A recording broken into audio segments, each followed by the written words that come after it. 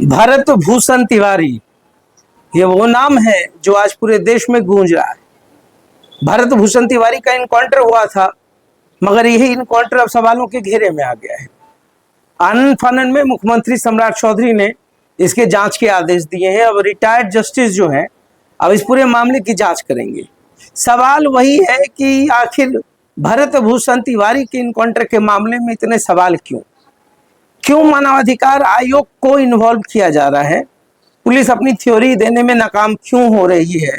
और क्यों किसी पूर्व डीजीपी को यह कहना पड़ रहा है कि इनकाउंटर जो है वो सवालों के घेरे में? क्यों घेरे में है? क्योंकि अगले ने आत्मसमर्पण किया और आत्मसमर्पण के बाद 4 गोली क्यों?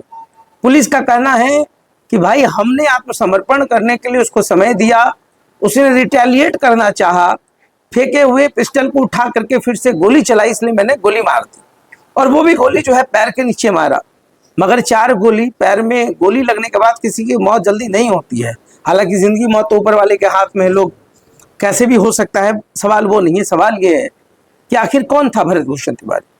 पूर्व डीजीपी हैं गुप्तेश्वर पांडे, उन्होंने कहा कि वो दीवाना था, मस्ताना था। उसने सवाल सिस्टम से किए, और जब सवाल सिस्टम से हो रहा था तो आखिर भरत भूषण तिवारी इतना बड़ा कोई क्रिमिनल नहीं था जिसको जो है इनकाउंटर करने की जरूरत थी। अगर विक्षिप्त था तो इलाज कराते, अगर वो मेंटल केस था तो उसका इलाज होना चाहिए था। कहाँ इलाज हुआ?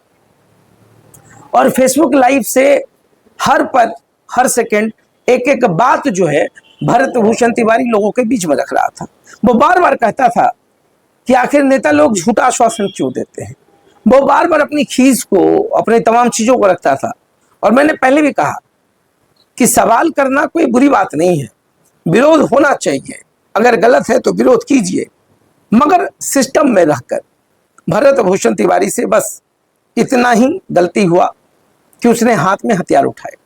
हथियार अवैध था, हथियार पुलिस के ऊपर टाना गया, गोली पुलिस के ऊपर चलाई गई, और उसके बाद उसने कुछ बातों को रखते हुए अपने पिस्टल को पुलिस के सामने फेंक दिया। तो फिर इनकाउंटर क्यों? अगर वो सनकी था, सनक किस चीज की थी? सवाल ये है। आखिर सिस्टम से वो सवाल करता था। ये पूरे प्रकरण जो है अब रिटायर्ड जस्टिस इसका हर चीजों का जांच करेंगे। और हजारों की भीड़ शव यात्रा में कहीं ना कहीं उसके इस बात की तो जरूर मुनादी है कि वो अपने गांव, अपने क्षेत्र के लिए लड़ता रहा, सिस्टम से भी भिड़ता रहा, सिस्टम से सवाल करता रहा, अधिकारियों से मिलता रहा। मगर फिर मैं कहूंगा कि कुछ जो एक्शंस है उसको जस्टिफाई नहीं किया जा सकता है। सवाल पूछते, कोर्ट जाते, बहुत सारे मामले थे, बहुत सारे रास्ते थे।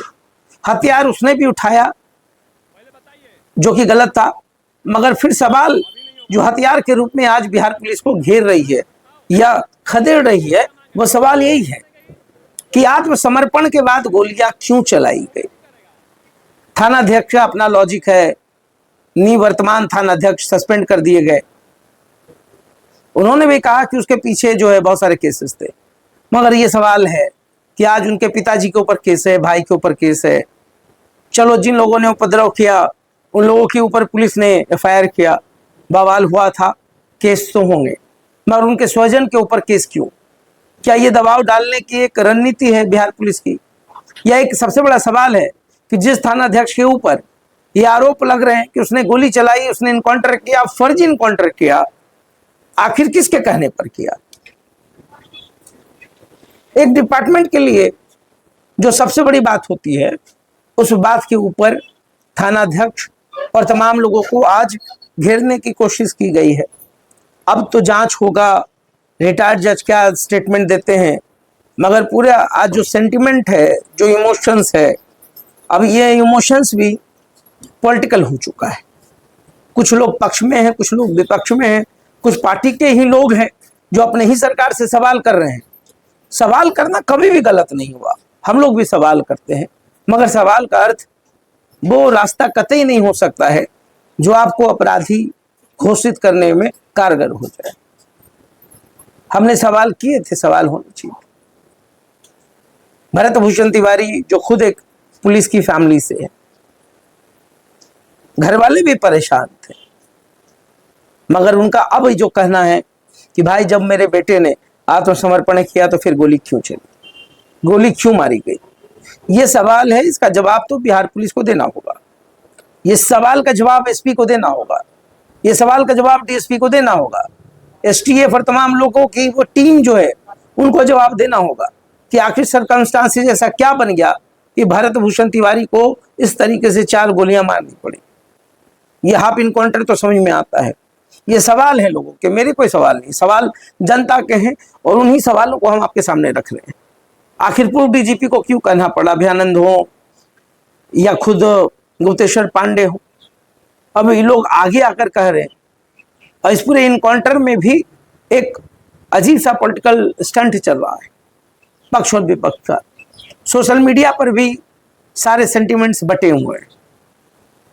तो ऐसी स्थिति में इस पूरे इनकाउंटर को किस दिशा में मोड़ा जाएगा, जांच होने के बाद रिटायर्ड जस्टिसों का क्या ओपिनियंस आता है, कौन इसमें सेफ है कौन अनसेफ है, इन तमाम चीज़ों पर मेरी निगाह है। मगर भरत भूषण तिवारी के मामले में फिलहाल बिहार पुलिस के पदाधिकारी और उस क्षेत्र के पदाधिकारी फंसते हुए नजर आ रहे हैं। तो बाकी आगे देखेंगे। तो देखते रहिए साथ, बहुत बहुत धन्यवाद।